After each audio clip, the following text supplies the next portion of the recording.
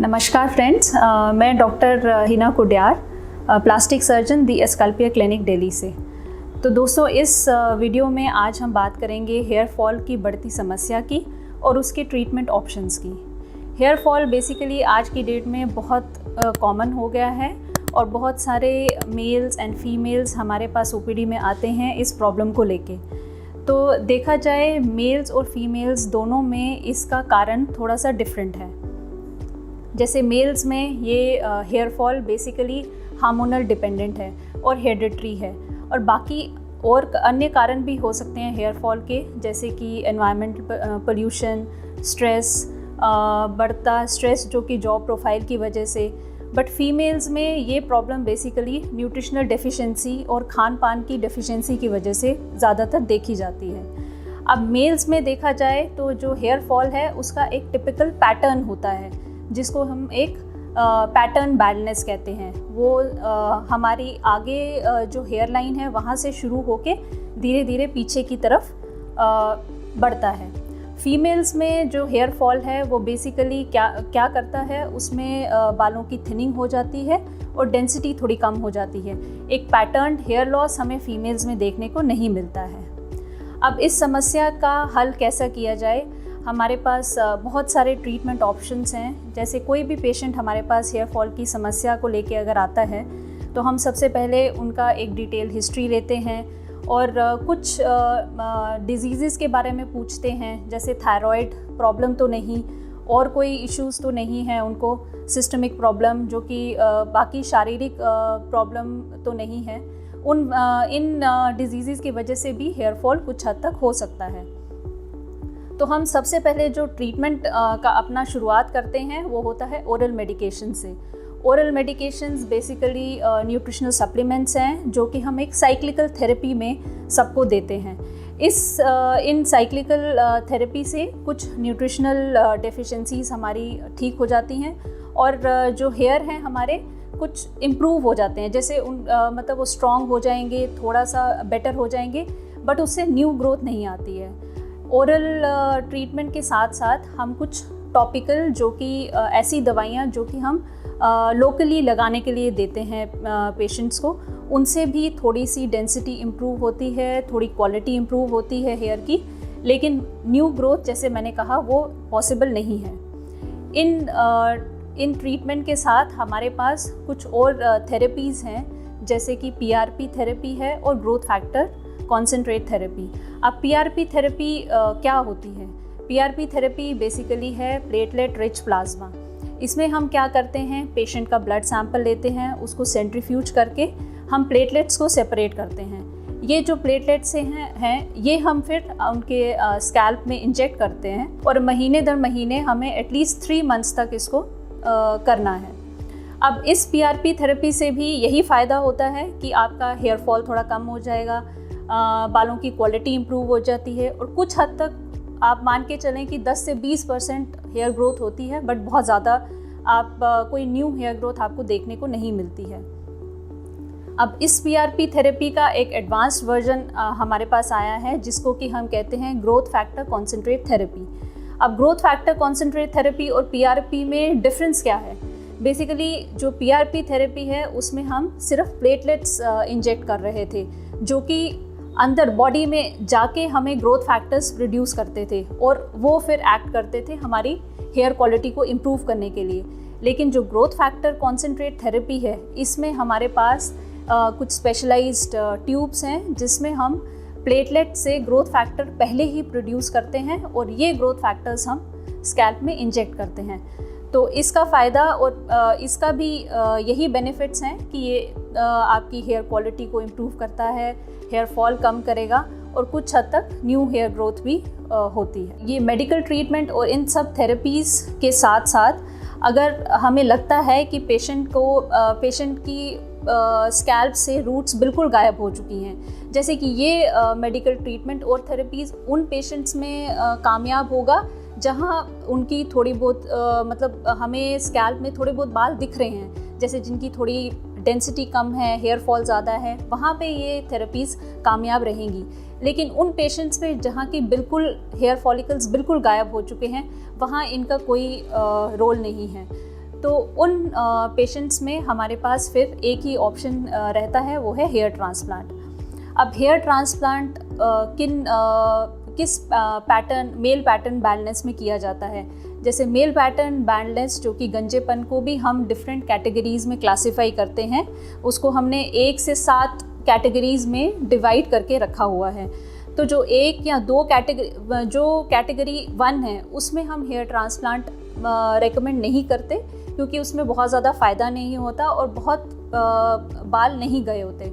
तो जो कैटेगरी 1 है वो उन पेशेंट्स को इन सब ट्रीटमेंट से बेनिफिट होता है, जो कि मैंने ऑलरेडी बता दी है।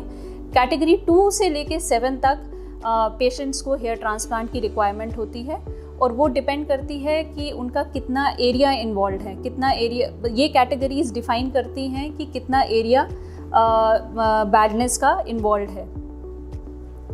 अब बहुत सारे इस वीडियो में मैं बहुत सारे उन सवालों के जवाब भी आपके सामने रखूँगी जो कि पेशेंट्स बहुत कॉमनली हमसे ओपीडी में पूछते हैं। तो सबसे पहला सवाल उनका रहता है कि हम हेयर ट्रांसप्लांट के लिए बाल कहाँ से लेंगे। जब भी हम हेयर ट्रांसप्लांट करते हैं तो हमें हेयर ट्रांसप्लांट के लिए जो बाल हैं वो पेशेंट के स्कैल्प या फिर दूसरे बॉडी पार्ट से ही लेना पड़ेगा।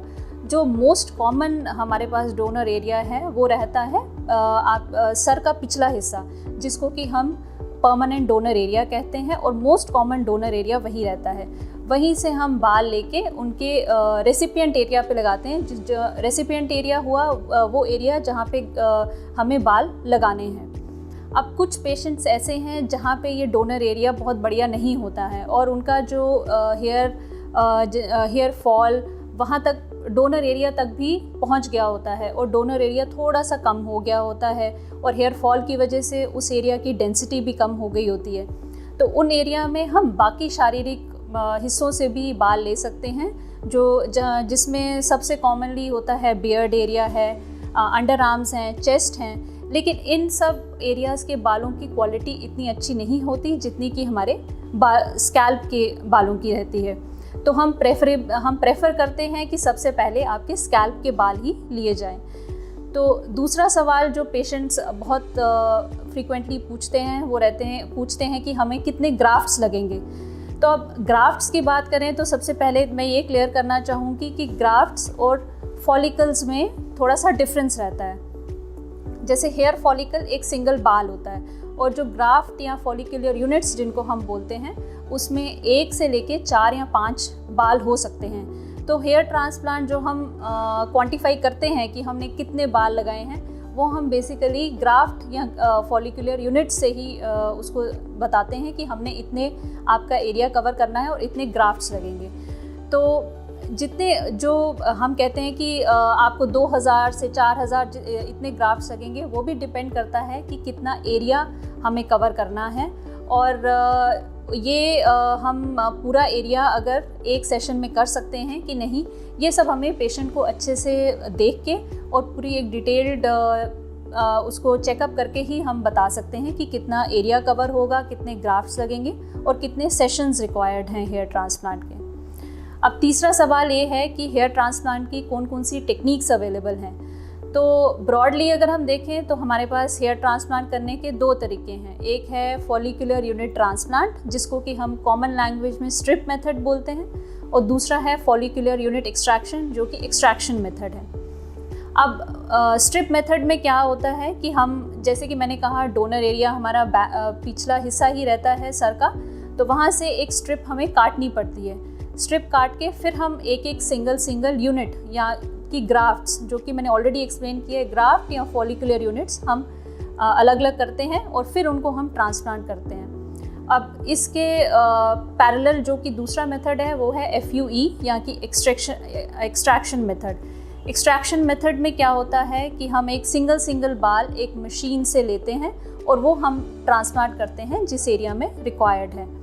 अब FUE के भी और एडवांस्ड टेक्निक्स हैं, जिसमें कि डायरेक्ट हेयर ट्रांसप्लांट एक बहुत कॉमन टेक्निक है, जिसमें हम डायरेक्ट हेयर ट्रांसप्लांट में बाल निकालते ही हम उसको ट्रांसप्लांट कर देते हैं। बाकी टेक्निक्स में ये रहता था कि हम पहले हर बाल को सेपरेट करके रखते थे और फिर लगाते थे। तो डायरेक्ट हेयर ट्रांसप्लांट में सीधा हम बाल निकाल के उसको रिक्वायर्ड जगह पे हम लगा देते हैं। और इसका एक बहुत ही एडवांस्ड एक और वर्जन है जिसको कि रोबोटिक हेयर ट्रांसप्लांट भी बोलते हैं, जिसमें एक रोबो की हेल्प से हम हेयर ग्राफ्ट्स हार्वेस्ट करते हैं और उनको ट्रांसप्लांट करते हैं। अब इन सब टेक्निक्स के साथ रिज़ल्ट्स जो हैं वो इस पे भी डिपेंड करते हैं कि करने वाले की एक्सपर्टीज़ कितनी है और क्या क्या इंडिकेशंस हैं हर टेक्निक की। इन सब चीज़ों को कंबाइन करके ही हम रिज़ल्ट्स जो हैं वो डिपेंड करेंगे। इसके बाद जो बहुत कॉमनली आस्क्ड क्वेश्चन वो है कि हेयर ट्रांसप्लांट के रिज़ल्ट्स क्या परमानेंट हैं? तो डेफिनेटली मैं बोलूँगी बिल्कुल, हेयर ट्रांसप्लांट एक परमानेंट सोल्यूशन है जो कि मेल पैटर्न बैलेंस के लिए। कुछ सालों के बाद हो सकता है जिस एरिया पे हमने ट्रांसप्लांट किया है उसकी डेंसिटी थोड़ी सी कम हो गई है या थोड़ा सा उनको थिनिंग लग रही है, लेकिन वो इस वजह से होता है कि जो उनके अपने बाल हैं, जो उस एरिया के बाल हैं, क्योंकि वो नॉर्मल एजिंग प्रोसेस और हार्मोनल प्रोसेस तो चलता रहेगा, तो वो बाल उस वजह से हो सकता है निकल जाएं। बट जो ट्रांसप्लांटेड हेयर हैं वो परमानेंट रहेंगे और उनका रिज़ल्ट हमेशा लाइफ लॉन्ग रहता है। कुछ प्रिकॉशंस इस प्रोसीजर के बाद हम उनको बताते हैं, जिसमें सबसे इम्पॉर्टेंट ये है कि उन्हें अपने मतलब वो कैप्स नहीं पहन सकते हैं, हेलमेट अवॉइड करना है, टी शर्ट्स अवॉइड करनी है। ये सब प्रिकॉशंस उनको एटलीस्ट 1 से 1.5 महीना तक लेना है। इसके बाद प्रोसीजर के बाद हम उनको एक पूरा एक हेयर रेस्टोरेशन रिजीम जिसको हम बोलते हैं, जिसमें सारी खाने की दवाइयाँ हैं, लगाने की दवाइयाँ हैं, ये सब ट्रीटमेंट एक्चुअली उनको कम से कम 3 से 6 महीने तक लेना है। और जो कुछ प्रिकॉशंस मैंने बताए हैं वो 1 से 1.5 महीने तक उनको लेने हैं। उसके बाद वो नॉर्मल अपना रूटीन कैरी आउट कर सकते हैं। अब रिज़ल्ट्स कब विजिबल होंगे? अब सबसे पहले मैं ये बताना चाहूँगी कि 10 दिन के बाद जितने भी बाल हम लगाते हैं जो कि ट्रांसप्लांटेड हेयर हैं, जो नेटिव हेयर हैं, वो सब निकल जाते हैं। तो इसको हम शॉक हेयर लॉस बोलते हैं। तो 10 दिन के बाद नॉर्मली ये एक नॉर्मल फिनोमिनन है जो हर हेयर ट्रांसप्लांट के बाद देखने को मिलता है। इसके बाद जो थोड़ी थोड़ी हेयर ग्रोथ हमारी होती है एंड वो हेयर ग्रोथ वो पेशेंट्स को 1 से 1.5 महीने में देखने को मिलेगी।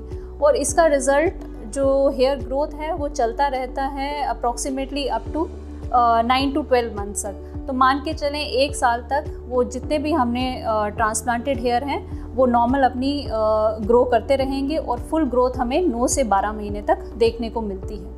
तो मेरी सलाह आपसे यही रहेगी कि एक एक्सपर्ट के पास जाके ही आप अपनी हेयर फॉल की सारी समस्याओं का समाधान लें, और अगर आपको हेयर ट्रांसप्लांट की ज़रूरत है तो वो भी एक एक्सपर्ट से ही करवाएं।